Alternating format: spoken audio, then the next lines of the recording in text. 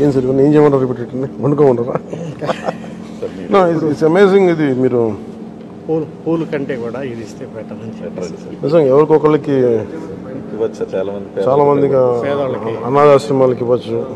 చాలా నా రిక్వెస్ట్ కూడా అందరికీ, చాలామంది విగ్రహాలు శాల్వాస్ ఇవన్నీ తీసుకొస్తూ ఉన్నాను. వచ్చేవారందరికి కూడా ఒకటి ఏదైనా తీసుకొస్తే టోకెన్స్ భవిష్యత్తులో మన సమీప భవిష్యత్తులో రాబోయే అన్నా క్యాంటీన్స్కి ఏదైనా మీరు కాంట్రిబ్యూషన్ లాగా ఏదైనా అలాంటి టోకెన్స్ అన్నా ఇవ్వండి. వాళ్ళు గివ్ టు గవర్నమెంట్, మన ప్రభుత్వానికి ఇద్దాం.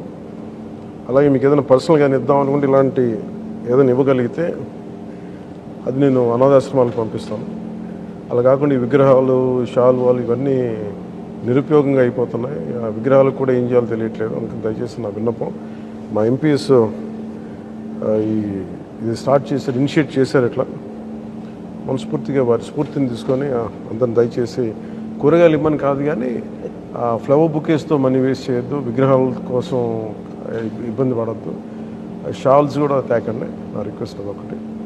ఏదైనా చేయగలిగితే, నాకు చేయకపోయినా పర్లేదు కానీ అట్లీస్ట్ అది ప్రజలకిను కష్టాలు ఉన్న వాళ్ళకి ఉపయోగపడేలా చేయండి. I'm more than happy for that. Thank you sir. Thank you very much.